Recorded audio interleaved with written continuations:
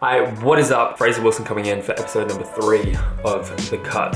Hope you're having a beautiful day. It is an absolutely beautiful day outside. Sun's out, beaming. First off, on the agenda, groceries.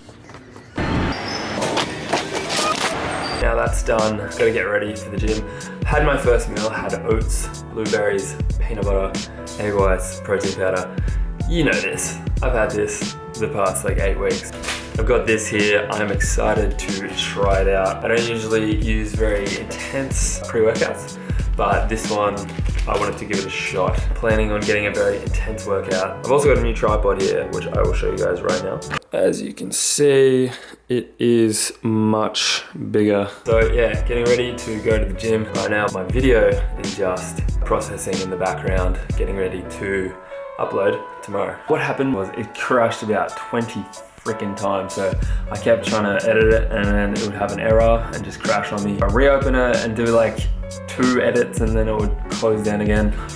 Really freaking annoying, but I'm really glad that that's done and it's coming to you guys. That's episode 2. If you haven't seen it, go back, give it a watch. This is episode number 3. Gym starts very soon. So I will catch you when we go on.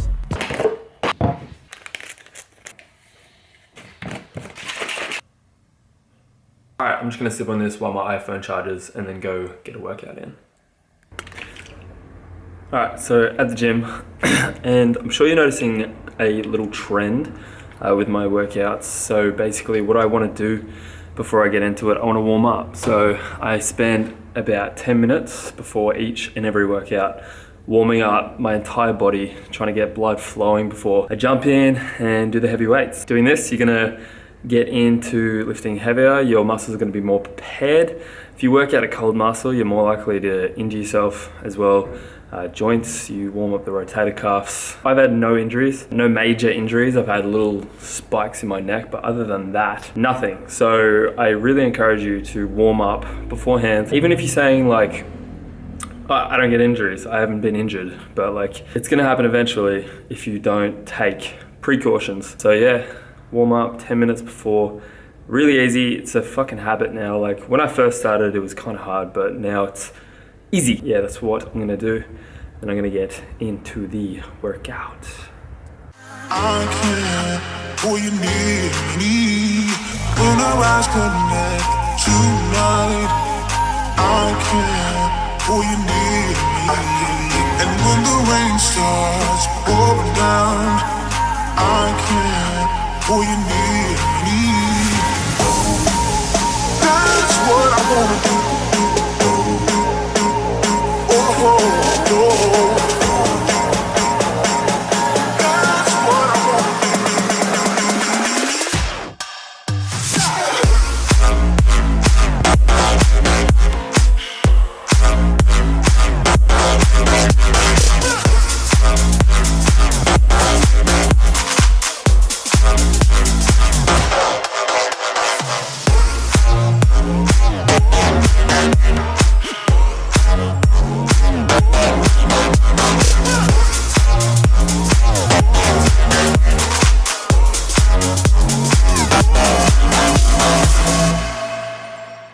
Alright guys, I hope you enjoyed that little edit. I want to take you through the workout in an in-depth kind of way because I haven't done this in a little while.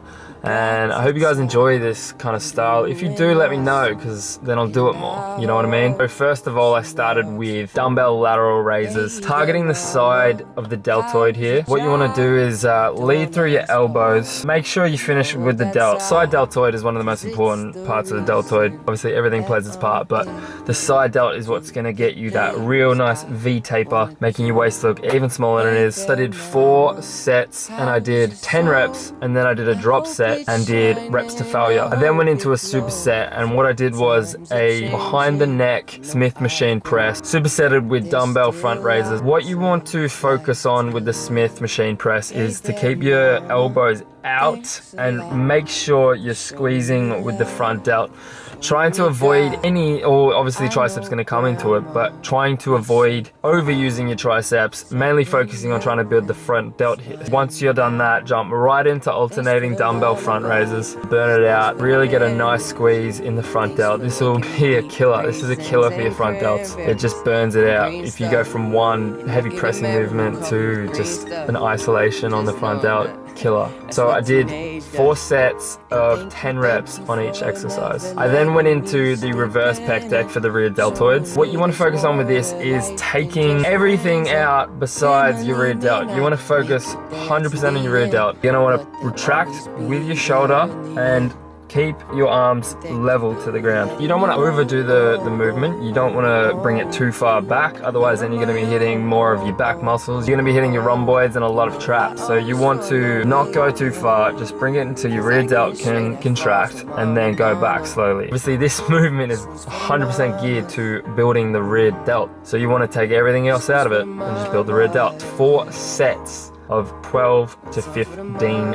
reps on this bad boy. Then went into regular dumbbell rear delt raises on a bench. So you sit on a bench, you extend your legs out the whole entire way. So you're really you can get really low to the ground. And then you bring it back, squeeze the rear delt. Avoid overdoing it again, trying to focus just the rear delts. What I like to do is hold the dumbbells like this, the first part of the set. And then when it gets a bit hard, I bring it in so my hands are facing each other and then throw it back, really burn it out. And I find that switching it up makes it a little bit easier. So I want to start with the harder movement first and then go into the easier. I did 4 sets of 12 to 15 reps. I then just did a few sets of triceps, just trying to get a little bit more stimulation in the triceps. I do 1 dedicated arm day a week, and then I usually throw in a little bit of biceps on back day and a little bit of triceps on chest or shoulders. I just did rope pull downs, everyone's favorite. This is my favorite tricep exercise because it's just so easy to contract your tricep through this exercise. You get a big twist at the end. Really good overall exercise. So what you want to focus on is keeping your body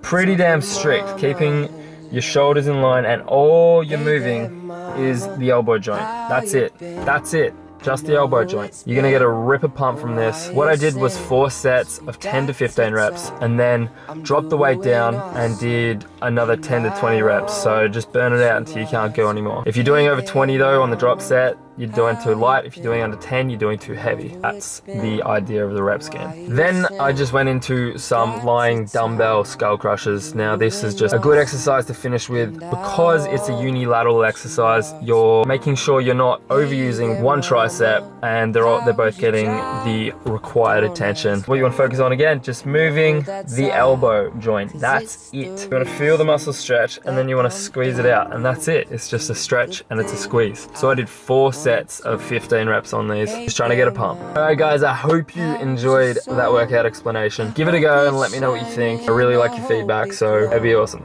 Cheers, back to the video. Alright guys, workout's done. That took me like 3 freaking hours, but I'm just gonna give you guys a little physique update, so bear with me.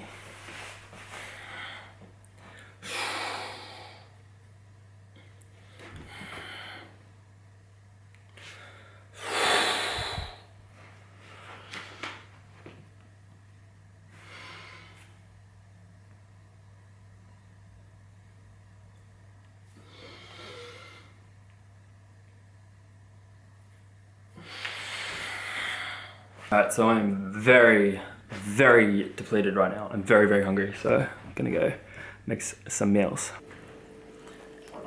Can you hear that popping?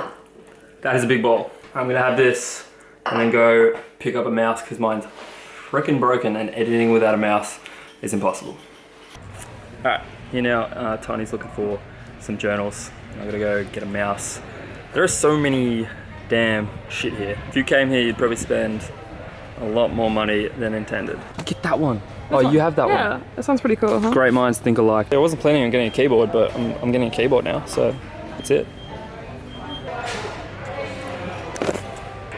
I can stay in here forever. I'm gonna go have a look at desks, because I need a desk. Wait, this isn't desks. I need this chair in my life. I already got a mouse, going to go get some subs. Alright, I did not find what I was looking for, but Tiny picked up something little cute to help our workouts along. So going to go eat. Alright, got my next meal here. 350 grams of sweet potato, 100 gram chicken breast. Delicious. I'm gonna eat this, and then I want to talk to you guys about something.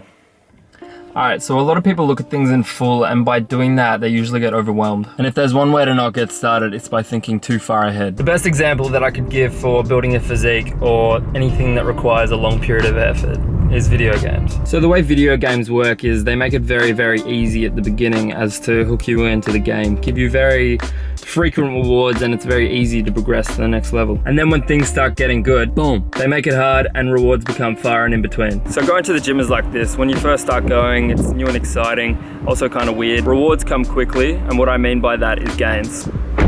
Once you start getting good, things slow down. So my point is to not focus on things at a large scale. To dream big time, but to work small time. Now, what do I mean by that? I mean to set long-term goals, but to focus on daily action. There's levels to this shit, and only consistent daily actions will get you to where you want to be.